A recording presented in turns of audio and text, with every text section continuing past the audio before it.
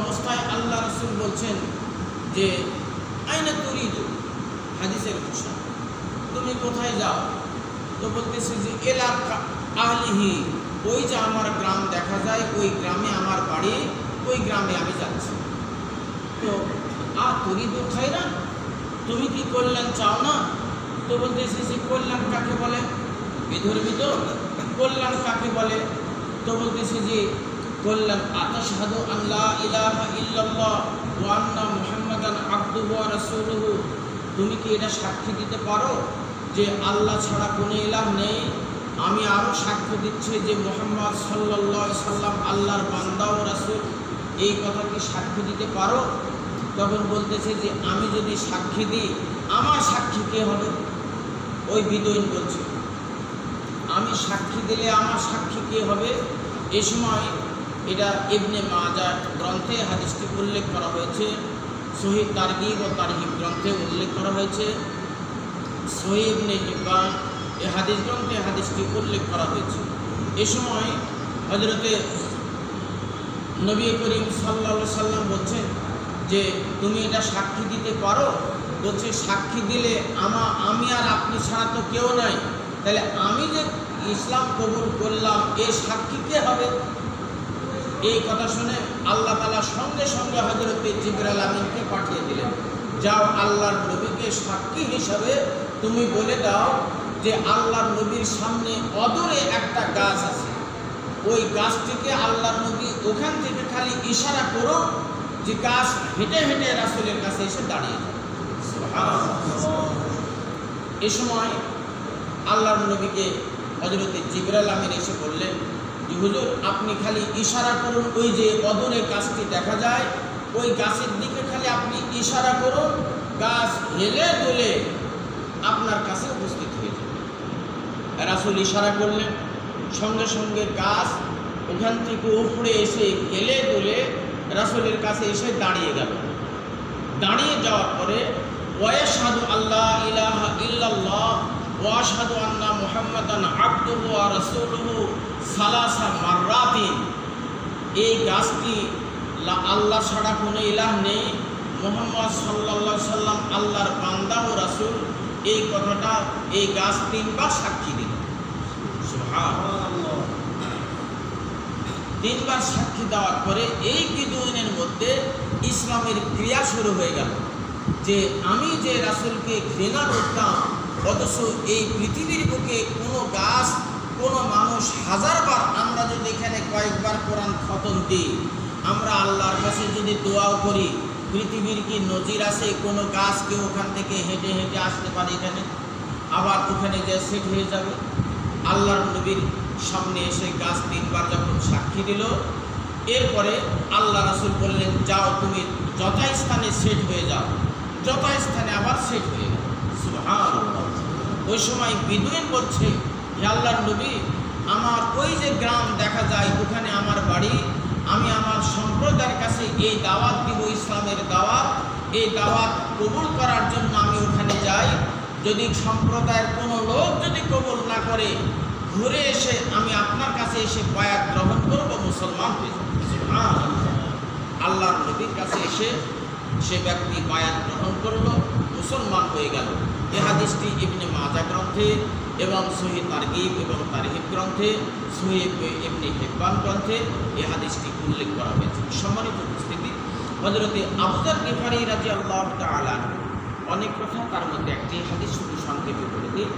হযরতে আবু যার গিফারী রাদিয়াল্লাহু তাআলা বলছেন যে আমি রাসূলকে একা পেতে, যেমন মনে করেন আমাদের প্রধানমন্ত্রীকে যদি আমি একা পেতে চাই, নিকটতম ব্যক্তি যদি একা পেতে চায়, 1 মাস ধরে হয়তোবা তাকে ফোন দিয়ে আসতে হবে, দীর্ঘদিন 1 মাস ধরে তাকে টার্গেট করতে হবে, তবেই না হয়তোবা 2 মিনিট 5 মিনিট একা সুযোগ পায়।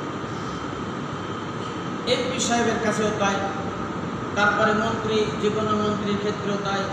এক কথায় বড় মানুষ, ব্যস্ত মানুষের ক্ষেত্রে এরকম হয়। তো হযরতে আবু যার গিফারী রাদিয়াল্লাহু তাআলা আনহু বলছেন যে আমি আল্লাহর নবী একা একা কখন পাবো, এ সময় দীর্ঘদিন থেকে আমি টার্গেট করে থাকি। রাসূলকে একা পেলেই আমি মনের কথাটা রাসূলকে খুলে বলতে পারবো। আল্লাহ রাসূলের এই কথা শুনে, ভাই বসেন, আমি বেশিক্ষণ সময় কথা বলবো না। আল্লাহর নবী, এখানে কোরআনের কথা হচ্ছে, এখানে কাউকে নিয়ে যাওয়া ঠিক হবে। এখন হলো আল্লাহর নবী কে পাওয়ার জন্য আমি চেষ্টা করছি। কে বলছেন বলেন তো দেখি, খেয়াল করে শুনছেন কিনা তাই দেখছি। এদিকে ভুলে গেছে আবু যার গিফারি রাদিয়াল্লাহু তাআলা। তো হযরতে আবু যার গিফারি রাদিয়াল্লাহু তাআলা, এই হাদিসটি বিদায়া এবং নেহার মধ্যে হাদিসটি উল্লেখ করা হয়েছে। তো হযরতে আবু যার গিফারি চেষ্টা করলেন, মৌকা পেয়ে গেলেন, রাসূলকে একা একা পেয়ে গেছে। তখন মনে করছে তাহলে আমি নিজের মনের কথাটা রাসূলকে আমি খুলে বলতে পারব। তো রাসূলের কাছে গেলেন। এই সময় দেখছি যে আমি উপস্থিত হতে না হতে হযরতে আবু বকর সিদ্দিক রাদিয়াল্লাহু তাআলা উপস্থিত। আল্লাহ রাসূলের ডানে বসে গেলেন। এরপরে দেখতেছি হযরতে উমর রাদিয়াল্লাহু তাআলা উপস্থিত। তিনি হযরতে আবু বকর রাদিয়াল্লাহু তাআলা ডানে বসে গেলেন। এরপরে হযরতে উসমান রাদিয়াল্লাহু তাআলা আসলেন। তিনিও হযরতে উমর রাদিয়াল্লাহু তাআলা ডানে বসে গেলেন। তাহলে রাসূল এভাবে বসে আছেন, তার ডানে ডানে তিনজন বসে গেলেন, বামে কিন্তু ফাঁকা। আপনি আমি মনে হলে দেখেন, বসার আদব দেখেন। হযরত আবু বকর যখন ডানে বসছে, তাহলে আমি রাসূলের বামে বসবো, আমি ওদের দূরে যাব কেন? তাদের আদব। আল্লাহ রাসূলের ডানে হযরতে আবু বকর বসেছেন, আমি কেমনে করে আল্লাহ রাসূলের পাশে আবার বসি? সুতরাং আমার আদব হবে তার চাইতে আমি ইমানের দিক দিয়ে, যোগ্যতার দিক দিয়ে, পজিশনের দিক দিয়ে কম। সুতরাং আমার পজিশনও তার পরে হবে। এইভাবে বসে গেলেন। হযরতে উসমান রাদিয়াল্লাহু তাআলা ভাবলেন যে রাসূলের বাম দিকে ফাঁকা, তাহলে তো আমি রাসূলের বাম দিকে বসে যাই। এটা না বসে হযরতে উমর রাদিয়াল্লাহু তাআলা ডানে তিনি হযরতে উসমান বসে গেলেন। আর হযরতে আবু যার গিফারি রাদিয়াল্লাহু তাআলা সামনে। এই সময় হযরতে আবু যার গিফারি বলছেন যে রাসূলের কাছে 7টি অফি রায়াতিল উখরা ইসআতু আহজারি, রাসূলের নিকটে 7টি অথবা 9টি পাথর আছে, জমিনে পড়ে আছে। এই 7টি অথবা 9টি পাথর রাসূল কুড়িয়ে নিলেন। কুড়িয়ে নিয়ে যখন হাতে নিলেন, সঙ্গে সঙ্গে এই হাত থেকে, হাতের মধ্যে যতগুলো পাথর ছিল, পাথর থেকে শব্দ আসতেছে, সুবহানাল্লাহি ওয়া বিহামদিহি সুবহানাল্লাহিল আযীম। এই ধরনের তাসবিহ করতেছে পাথর। সুবহানাল্লাহ, এটা রাসূলের মুজিজা। রাসূল যখন পাথরটা জমিনে রেখে দিলেন, তখন পাথর এই তাসবিহ বন্ধ করে দিলেন। বুখারীর হাদিসে উল্লেখ আছে, আল্লাহর নবী যখন মদিনায় যেতেন থাকতেন, তখন মক্কায়ও থাকতেন, তখন একটা পাথর সবসময় আল্লাহ রাসূলকে সালাম করত। পাথর থেকে সালাম আসতো, আল্লাহর নবীকে সালাম দিত। তো যাই হোক, রাসূল রেখে দিলেন। এরপরে রাসূল আবার ওই পাথরটা কুড়িয়ে নিয়ে তিনি হযরতে আবু বকর সিদ্দিক রাদিয়াল্লাহু তাআলা তার ডান দিকে আছে, তাকে দিয়ে দিলেন। হযরত আবু বকর যখন ডানে নিলেন হাতে, তখন তার হাত থেকে ওই তাসবিহ পাথর। এরপরে উনি রেখে দিলেন। আল্লাহ রাসূল কুড়িয়ে নিয়ে হযরতে উমর রাদিয়াল্লাহু তাআলা আবার দিলেন। হযরতে উমরের হাতে যখন দেওয়া হলো, তখন তার হাত থেকে তাসবিহ করতেছে। এবারে আপনি বলেন তো, আমি একবার কোরআন খতম করেছি, আমি 5 ওয়াক্ত নামাজ পড়ি, দোয়াও করলাম, এখানে এসে যদি আমি পাথরগুলো নিই, আমি যদি আরও 3 বার 7 বার সূরা ইয়াসিন পড়ি, এরপরে যদি এগুলো বলি, আমার হাত থেকে কোনো দিন পাথর কথা বলেছে? পাথর তো আমি ঘেটেছি, কোনো দিন কথা বলেছে, তসবিহ বলেছে? আপনার হাতে হয়েছে, আমার হাতে হয়নি, আপনার হাতে হয়েছে। তাহলে সকলের হাতে কি হবে? সকলকে একই সমান? সমান না। হযরতে উমর রাদিয়াল্লাহু তাআলা আনহুকে দেওয়া হলো। হযরতে উমরের হাত থেকেই এইভাবে তাসবিহ পড়ানো হচ্ছে। হযরতে উমর রেখে দিলেন। দেওয়ার পরে আল্লাহ রাসূল পাথরগুলো কুড়িয়ে নিলেন। নেওয়ার পরে এবারে হযরতে উসমান রাদিয়াল্লাহু তাআলা আনহুকে দিলেন। হযরতে উসমান রাদিয়াল্লাহু তাআলা আনহু যখন হাতে পড়ল, তখন ওই হাত থেকে ওই তাসবিহ, ওই পাথরগুলো তাসবিহ করছে। এই রেখে দেওয়া হলো। এইবারে হযরতে আবু যার গিফারি রাদিয়াল্লাহু তাআলা 4 জন তো কভার হয়ে গেল, তাই কিনা বলেন? চারজন, কে কে? আল্লাহর নবী আর 3 খলিফা, তাই কি না? এই চারজন। এই কথা দেখে, দৃশ্য দেখে হযরতে আবু যার গেফারি রাদিয়াল্লাহু তাআলা আনহু বললেন, হুজুর এটা ঘটনা কি? আপনার হাতে নিল, তাসবিহ পড়লো, ওই খলিফাতুল মুসলিমিন 3 খলিফা, তখন তো খলিফা হননি রাসূলের উপস্থিতিতে, আমি বোঝানোর জন্য সংক্ষেপে বলছি, 3 জনের হাত থেকে তাসবিহ পড়ছে। কারণটা রাসূল বলছেন, আমার ইন্তিকালের পর যারা পরবর্তীতে যারা খলিফাতুল মুসলিমিন হবে, আল্লাহ তাআলা তাদের এই মর্যাদা আল্লাহ তাআলা তাদের দান করবেন, এই জন্য তাদের হাত থেকেই তাসবিহ পড়ছে। সুবহানাল্লাহ। সম্মানিত উপস্থিতি, হযরতে উমর রাদিয়াল্লাহু তাআলা আনহু খলিফাতুল মুসলিমিন, অর্ধ পৃথিবীর শাসক ছিলেন। আর কি 5 মিনিট বলা যাবে? 5টা মিনিট, 5টা মিনিট তাহলে বলি। তো হযরতে উমর রাদিয়াল্লাহু তাআলা আনহু খলিফাতুল মুসলিমিন, অর্ধ পৃথিবীর মালিক। মিশর সবেমাত্র কাফেরদের হাত থেকে মুসলমানদের দখলে আসলো। ঠিক এই সময় হযরতে উমর রাদিয়াল্লাহু তাআলা আনহু মিশর দখল করলেন, আর মিশর দেশের গভর্নর নিযুক্ত করলেন হযরতে ওমর ইবনে আস। এই সময় মিশর দেশেরা বিধর্মী ছিল, ইসলাম কবুল করল। তারা বলতেছে, মিশর নীলনদ যখন শুকিয়ে যায়, তখন আমাদের বিধর্মীর নীতি অনুসারে সুন্দর একজন মহিলা, তাকে সুসজ্জিত করে সাজিয়ে আমরা তার মহিলার মা এবং বাবার কাছ থেকে বিদায় নিতাম, নিয়ে নীলনদের আমরা বলি দিতাম। বলি দেওয়ার পরে অটোমেটিক এই নীলনদ শুকিয়ে যাওয়া নদী আবার পানিতে ভর্তি হয়ে যায়। এই কাফেরদের আমল থেকে এই কুসংস্কার চলে আসতেছে। এটা বেদায়া নেহা 7ম খণ্ডে আপনি এটা পাবেন। এখন এই ঘটনা যখন হলো, হযরতে ওমর ইবনে আস রাদিয়াল্লাহু তাআলা আনহু যেই দিনের ঘটনা হচ্ছে, সেই দিন ঘটনা হলো, এই ইসলাম মানে দখল হওয়া 3 মাস কিন্তু সময় হয়ে গেল মুসলমানদের কর্তলগত মিশর। এ সময় হযরতে ওমর ইবনে আস রাদিয়াল্লাহু তাআলা আনহু উনি দেখতে পাচ্ছেন যে এক বিধর্মীর তরফ থেকে মুসলমানদের উপরে আক্রমণ হচ্ছে। এ সময় শুক্রবারের দিন মদিনার জুমা মসজিদে খুতবা দিচ্ছেন খলিফাতুল মুসলিমিন হযরতে উমর রাদিয়াল্লাহু তাআলা। উনি খুতবাতে কথা বলছেন, ইয়া সারিয়াল জাবাল, হে সেনাবাহিনী, মুসলিম সেনাবাহিনী, কাফেরেরা তোমাদেরকে আক্রমণ করছে, সুতরাং তোমরা ওই সারিয়াল জাবাল, ওই পাহাড়ের উপকণ্ঠে তোমরা ওঠো, ওখানেই তোমরা আল্লাহর কাছে আশ্রয় চাও, আল্লাহ তোমাদের আশ্রয় দেবে।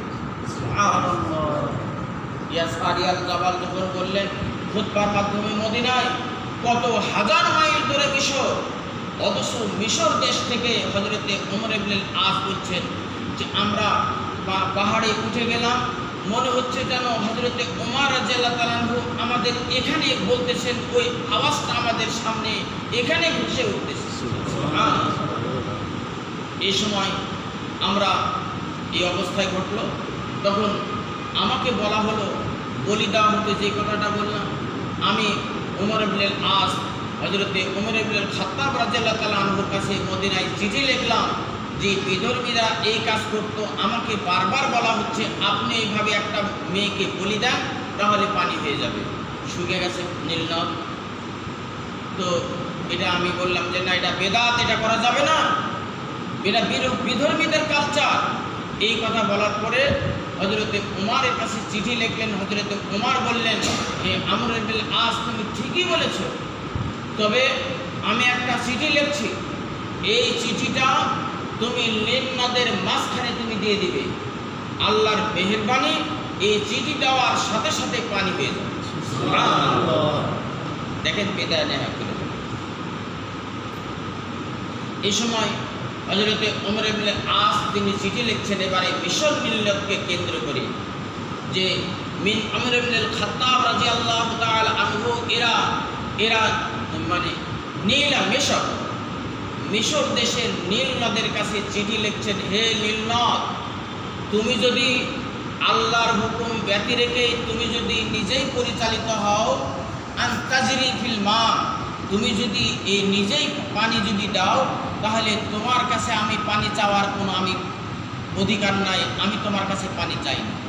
তবে তুমি যদি আল্লাহর পারমিশনে এই পানি মানে প্রবাহিত করো তাহলে হে নীলনদ তুমি পানি প্রবাহিত করো। এই বলে চিঠিটা যখন দেখা হলো, এই এত বড় আমার নোট আছে আরবি অনেক কয়েক লাইন দিয়ে, ওই চিঠিটা আরবি টু আরবি উনি চিঠিটা লিখে ওই নীলনদের কিনার মানে মাঝখানে দিয়ে দিলেন হযরতে আমর ইবনে আস রাদিয়াল্লাহু তাআলা। দেওয়ার সঙ্গে সঙ্গে 24 ঘন্টার মধ্যে গোটা নীলনদটা 16 হাত পানি একবারে ফাট হয়ে গেল। তাহলে আজকেও ওই সময় আল্লাহর নবী আপনারাও জানেন খেজুরের গাছের মাথার উপরে রাসূল খুতবা দেননি, খুতবা দিয়েছে।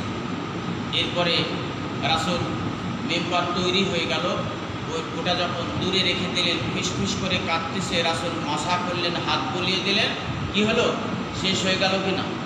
আমি মোদ্দা কথা এখন ফিনিশিং রাখতে চাই। সম্মানিত ভাইয়ের আমার, কোরআন অতীতে যারা হেফাজত করেছে, এখনও যারা হেফাজত করছে, আগামীতেও যারা হেফাজত করবে, আল্লাহ এদেরকে হেফাজত করবেন, আল্লাহ দুনিয়াতে করবেন, আল্লাহ তাআলা এটা বন্ধ করে দেন এবং আল্লাহ আখিরাতেও তাদের হেফাজত করবেন।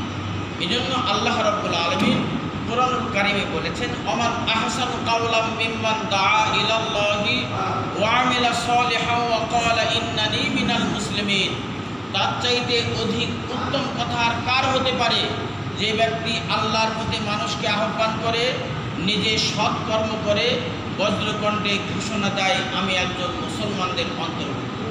সম্মানিত উপস্থিতি, তাহলে আল্লাহ নিজেই ঘোষণা করেছেন যারা কোরআন মাজিদ তারা নিজেরা মানে আর কোরআনের দাওয়াত অন্যদেরকে যারা দেয়, এরা পৃথিবীর সবচাইতে ভালো মানুষ। পৃথিবীতে আপনি যদি সার্টিফিকেট না দেন, আমি যদি সার্টিফিকেট না দেই, তাহলে আল্লাহ সার্টিফিকেট দিয়েছেন এরা সবচাইতে ভালো মানুষ। এটা আল্লাহ বলেছেন কিনা বলেন, কি হুজুর ঠিক কিনা? সুতরাং যারা কোরআনের দাওয়াত দেয় তারা হলো সবচাইতে ভালো মানুষ, এটা আল্লাহর কথা। সুতরাং আমরা কি ভালো মানুষ হতে চাই কিনা বলেন? তাহলে আমরা যদি ভালো মানুষ হতে চাই তাহলে আর কয়েকদিন পরে রমজান, কোরআন রমজান মাসে নাযিল হয়েছে, আর কোরআনের সুপারিশ আর রমজানের সুপারিশের মাধ্যমে আল্লাহ তাআলা ওই রোজাদারকে এবং কোরআনের পাঠককে আল্লাহ তাআলা জান্নাতে দিয়ে দিবেন। তাহলে কোরআন যদি আমার পক্ষে দলিল হয়, সুপারিশ করে, আর রোজা যদি আমার জন্য সুপারিশ করে, তাহলে আর কিছু দরকার আছে? তাহলে অটোমেটিক আল্লাহর নবী তো সুপারিশ করবেনই। সুতরাং কোরআনের পক্ষে না থাকলে সিয়াম যদি আমরা না করি, তাহলে কি রোজা আমার জন্য সুপারিশ করবে? কোরআনের পক্ষে না থাকলে কি কোরআন আমার জন্য কি সুপারিশ করবে? করবে না। এই জন্য আমি আপনাদের কাছে দিনই ভাই হিসাবে, আপনাদের বাড়ি সইপাড়া আর আমার বাড়ি সিন্দুরি, পাশাপাশি গ্রাম, একই ইউনিয়ন, শুধু ওয়ার্ডটা আলাদা, গ্রাম আলাদা, তবে এই পাড়া ও পাড়া বললেই চলে। এই জন্য আমি আপনাদের অনুরোধ করব, এখানে সম্মানিত ইমাম মুহতামিম হুজুর আছেন, অন্যান্য গণ্যমান্য ব্যক্তি আছেন, আমি আপনাদের অনুরোধ জানাবো যে কোরআন মাজিদ কেউ যদি ছেড়ে দেয়, তাহলে আল্লাহর নবী বলেছেন তাহলে তার ঘর থেকে তার নূর যেন তার অন্তর থেকে কাল থেকে দূরে সরে গেল, যতক্ষণ পর্যন্ত আপনার কোরআনকে আবার একড়ে না ধরবেন। এই জন্য আমরা এটা পড়ি যে তাআল্লামাল মান খায়রুকুম মান তাআল্লামাল কুরআনা ওয়া আল্লামাহু, মানে কি যে ব্যক্তি কোরআন শিক্ষা দেয়, শিখে এবং শিক্ষা দেয়, ওই ব্যক্তি তোমাদের মধ্যে সবচাইতে শ্রেষ্ঠ ব্যক্তি, উত্তম ব্যক্তি। তাহলে যে ব্যক্তি কোরআন শিখে আর যারা শিখায়, তাই কি না? আল্লাহর নবী বলেছেন কোনো ব্যক্তি যদি মসজিদে কোরআন মাজিদ শেখার জন্য, তাফসীর শেখার জন্য আসে, আর শেখানোর জন্য যারা আসে, এরা যখন শিখে এবং তাফসীর করে যখন বাড়ি ফিরে যাবে, তার আমল নামায় একটা হজ অথবা উমরার সমতুল্য সওয়াব আল্লাহ তাআলা দান করবেন। সেই হাদিস দ্বারা প্রমাণিত। এই জন্য তাহলে বোঝা যায় আমরা এখান থেকে যখন চলে যাব, এখানে কোরআনের আলোচনা হচ্ছে কিনা? এই জন্য এখানে কোরআনের আলোচনা হচ্ছে। এখান থেকে আমি বলছি, আপনারা শুনতেছেন, যারা বলবে আর যারা শুনবে উভয় আল্লাহ তাআলা তারা যখন বাড়িতে ফিরে যাবে তাদের আমল নামায় হজ অথবা উমরা সমতুল্য সওয়াব আল্লাহ তাআলা তাদের আমল।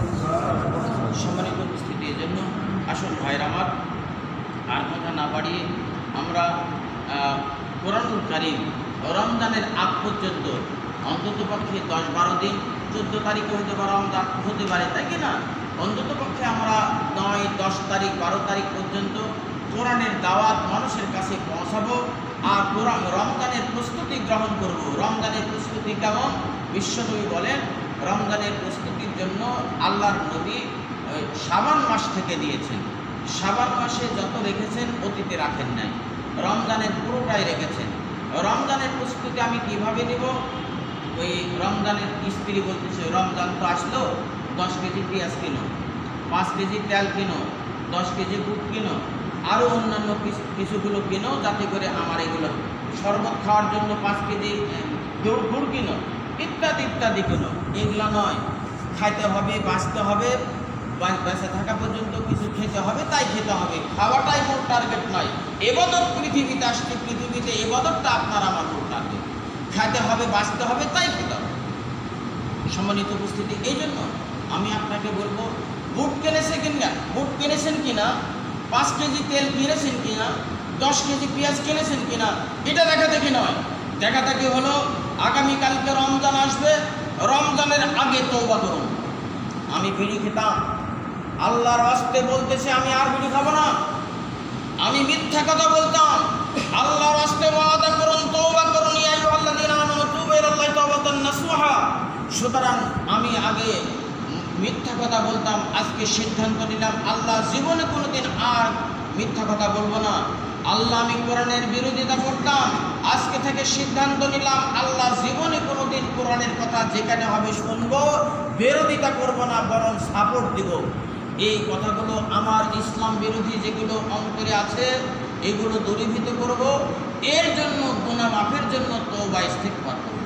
আল্লাহর নবী বলছেন এমন কোনো দিন নাই যেই দিন অন্তত পক্ষে তওবা ইস্তিগফার আমি অন্তত 70 বার করি না। আরেক হাদিসে উল্লেখ আছে, রাসূল বলছেন এমন কোনো দিন নাই যেই দিন অন্তত পক্ষে ইস্তিগফার আল্লাহর কাছে ক্ষমা চাইতে হবে, এই দোয়াটি আমি কমপক্ষে 100 বার পড়িনি। আমি তো মনে করি আমি কালাম বলছি, 100 বার ক্ষমা ওই দোয়া আমি পড়িনি। একদিনও খেয়াল করা হয়তো কোনো একদিন করেছি বছরে, মাসে 2 একদিন। এই জন্য তাহলে রাসূলের আগে পরের গুনাহ মাফ হয়ে গেছে, তারপরে যদি এরকম হয়, এই জন্য ভাইরা মানে আমি আপনাকে অনুরোধ করব, আগামী কয়েকদিন পরে রমজান, এই রমজান কোরআন নাজিলের মাস, এই কোরআনের পক্ষে আমরা থাকি। এই কোরআনের পক্ষে থেকে আমরা কোরআনের দাওয়াত মানুষের কাছে পৌঁছিয়ে দেব। আর আমার এই রমজানের প্রস্তুতি, আমার তওবা ইস্তিগফার করব, বিড়ি খেতাম ছেড়ে দেব, তাই আমি নামাজ পড়তাম, নামাজ ধরব, অতীতের গুনার জন্য আমি আল্লাহর কাছে ক্ষমা চাইব, তওবা ইস্তিগফার করব। তওবা করার অর্থ হলো কি জানেন? দেখেন তওবার নামাজ আছে, কিন্তু তওবা করা, ইয়া আইয়ুহাল্লাযীনা আমানু তুবু ইলাল্লাহি তাওবাতান নাসুহা, এই আয়াতের ব্যাখ্যা হাদিস হলো আল্লাহ রাসূল বলেন যে আস্তাগফিরুল্লাহাল্লাযী লা ইলাহা ইল্লা হুয়াল হাইয়ুল কাইয়্যুম ওয়া আতুবু ইলাইহি। এই দোয়াটা তওবার দোয়া। আস্তাগফিরুল্লাহ রাব্বি মিন কুল্লি জামবিন ওয়া আতুবু ইলাইহি, এটা কিন্তু হাদিস না, এটা কি আমরা সমাজে চালু আছে এটা হাদিস বলে। এটা কিন্তু আলেম ওলামা, বড় বড় আলেম ওলামা, তারা জ্ঞানী মুহাক্কিক, তারা এই দোয়াটা বানিয়েছেন। আমরা দোয়া হিসাবে এটা নিয়ে নিই, আপনি পড়েন, আপত্তি নাই। তবে যখন তওবার জন্য পড়বেন, আপনি প্রথমে পড়েন আস্তাগফিরুল্লাহাল্লাযী লা ইলাহা ইল্লা হুয়াল হাইয়ুল কাইয়্যুম ওয়া আতুবু ইলাইহি, এই দোয়া পড়বেন। তাই বলে তওবা মানে কান ধরে ওঠা, 10 বার উঠা বসার নাম তওবা না। তওবার নামাজ আছে, 2 রাকাত নামাজ পড়বেন, দিনে পড়েন, রাতে পড়েন। তওবার নামাজ আপনি কোনো আলাদা কোনো দোয়া নাই, আলাদা কোনো সূরা নাই, আপনি যে কোনো সূরা ফাতিহা পড়ে, অন্য সূরা পড়ে আপনি 2 রাকাত নামাজ পড়বেন স্বাভাবিকভাবে। 2 রাকাত নামাজ পড়ে প্রয়োজন হলে আজকে থেকে তওবার নামাজ পড়েন। যেই গুনার জন্য তওবা পড়ছেন সেই গুনাহ জীবনে আর পুনরাবৃত্তি করবেন না। আপনি নামাজ পড়েন, আজকে থেকে শুরু করছেন, আপনি এইভাবে পড়েন তওবার নামাজ। এইভাবে আপনি 2 রাকাত নামাজ পড়ে এবার তাশাহুদে করছেন, আত্তাহিয়াত, দরুদ শরীফ, দোয়ায়ে মাসুরা, আরও 5, 7, 10, 15, 20 রকম দোয়া আছে তাশাহুদের মধ্যে পড়া। আপনার যতটুকু জানা আছে তাই পড়েন। এই পড়ে আল্লাহুম্মা আনতা রাব্বি, তাশাহুদের মধ্যে বসে আল্লাহুম্মা আনতা রাব্বি লা ইলাহা ইল্লা আনতা খলাকতানি, এই যে লম্বা সূরা ফাতিহার সমান দোয়া, এই দোয়াটা পড়ুন। তারপরে আস্তাগফিরুল্লাহাল্লাযী লা ইলাহা ইল্লা হুয়াল হাইয়ুল কাইয়্যুম ওয়া আতুবু ইলাইহি, এই দোয়াটি পড়ুন। পড়ে আপনি ডানে এবং বামে সালাম ফিরেন। এটা হলো তওবার নামাজ।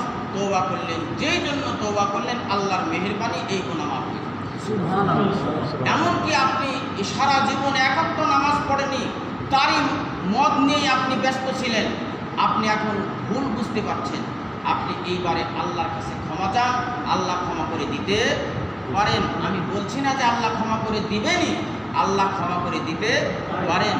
এই জন্য আল্লাহ রাসূল বলছেন যে একটা লোক গুনাহ করার পরে, যে ছেলে হারিয়ে যাওয়ার পরে ছেলেকে যখন পায় মা যেমন খুশি হয়ে যায়, রাসূল বলছেন একজন ব্যক্তি গুনাহ করার পরে যখন তওবা করে আল্লাহর কাছে ক্ষমা চায়, ওই মা ছেলেকে পাওয়ার পরে যেমন খুশি হয় তার চেয়ে বেশি খুশি হয় আল্লাহ ওই বান্দার। সম্মানিত উপস্থিতি, এই জন্য আসুন আর কথা আমি না বাড়িয়ে, অনেক কথা বলা হয়ে গেল।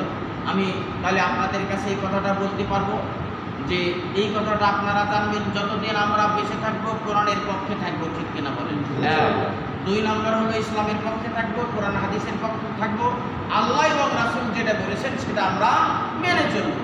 2, যে সামনে রমজান মাস আসতেছে, তার আগেই আমরা রমজানের প্রস্তুতি গ্রহণ করবো, মানে 5 সের করে চাউল আর 10 সের আটা আর 5 কেজি এই বুট আর পেঁয়াজি এগুলো কেনা, এটার জন্য প্রস্তুতি না। প্রস্তুতি মানে রমজানের প্রস্তুতি। মনে করেন আমি নতুন করে ধরব, যেমন আমি আগে এটা দাড়ি ছাড়তাম না, ছাড়িনি ছাত্র জীবনে। আমি ছাত্র জীবনে 2বার দাড়ি চাষেছি, এই দাড়িটা চাষতাম না, আমি এক রমজান মাসে এটা দাড়ি ছেড়ে দিচ্ছি। ছাত্র জীবনে আমি টুপি মাথায় দিতাম না, তারপরে রমজান মাসে একদিন টুপি ধরেছি, এখন টুপি না পরাটাই আমাকে যেন বেমানান। ঠিক এমনি করে রমজান মাসে আমি জীবনে বিড়ি মুখে দিইনি, জর্দাও কোনোদিন খাইনি। আপনি জর্দা খান, এবারে ছেড়ে দেন। এক কথায় আমার মধ্যে যেটা বদ অভ্যাস আছে, এই বদ অভ্যাসটা ছেড়ে দিন, এর নাম হলো রমজানের প্রস্তুতি গ্রহণ। সম্মানিত উপস্থিতি, এইবারে আসুন 5 ওয়াক্ত নামাজ কখনোই রমজান মাসে কখনো পরিত্যাগ করব না, এবং 5 ওয়াক্ত নামাজ জামাতের সাথে আদায় করব। এইভাবে পড়ুন। আল্লাহ আপনাদের কোরআনের পক্ষে থাকার, কোরআনের কথাগুলো বলার, কোরআনের মজলিসে বসে এই আদব সহকারে বসে শোনার, আমল করা আল্লাহ আমাদের তৌফিক দান করুন, এবং পারিবারিক জীবনে কোরআনের কথাগুলো মেনে চলার ছেলেমেয়েদেরকে উপদেশ দেন। আল্লাহ আমাদের তৌফিক দান করুন, আমিন। এই কোরআনের দাওয়াত অন্তত পক্ষে আগামী 10 এবং 12 তারিখ পর্যন্ত। আজকে কত তারিখ বলেন তো? আজকে 7 তারিখ, তাহলে 12 তারিখ আসতে কয়দিন আছে? 7, 5, 12, আর আমরা 10 যদি বলি তাহলে অন্তত আর 3 দিন, তাহলে 3 দিন অথবা 5 দিন পর্যন্ত কোরআনের কথাগুলো বলবো।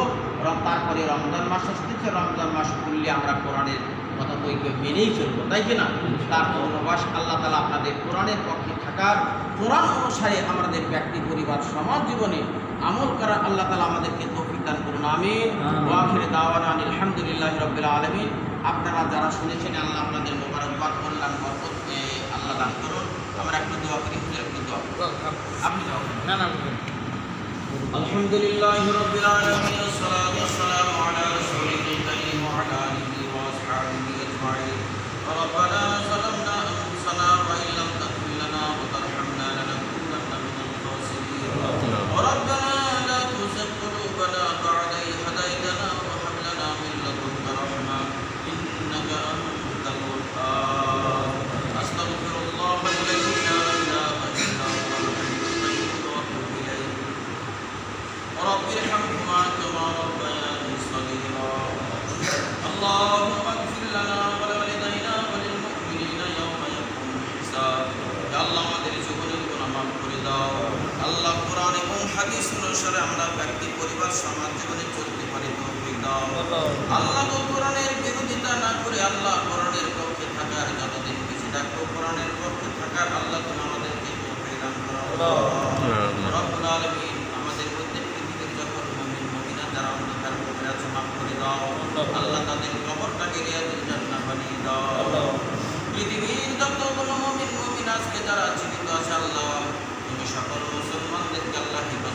আল্লাহ তাদের সকল গুনাহ খাতা তুমি মাফ করে দাও আমিন। আল্লাহ যতদিন আমরা বেঁচে থাকবো তোমার ঈমান নিয়ে আমরা বেঁচে থাকা তৌফিক দাও আমিন। কোন সময় আমাদের সকলের কলেমা নসিব করে দাও আমিন। আল্লাহ আসমানি বালা জমিনি বালা থেকে আল্লাহ তুমি আমাদের হেফাজত করো আমিন। আল্লাহ করোনা ভাইরাস থেকে আমাদেরকে দেশকে রক্ষা করো আল্লাহ গোটা পৃথিবীকে করোনা ভাইরাস থেকে আমাদের রক্ষা করো আল্লাহ আজমিল বাস রব্বান নাস ওয়াশফি আনতা শাফি লা শিফা ইল্লা শিফাউকা শিফা আল্লাহ ওয়া সাকামা اللهم إنا نعوذ بك من الشقاق والنفاق وسوء الأخلاق اللهم إنا نعوذ بك من البراس والجنون والجذام ومن سيء الأسقام وربنا تقبل منا إنك أنت السميع العليم وتب علينا إنك أنت التواب الرحيم سبحان ربك رب العزة عما يصفون سلام على المرسلين والآخر كلامنا عند الموت لا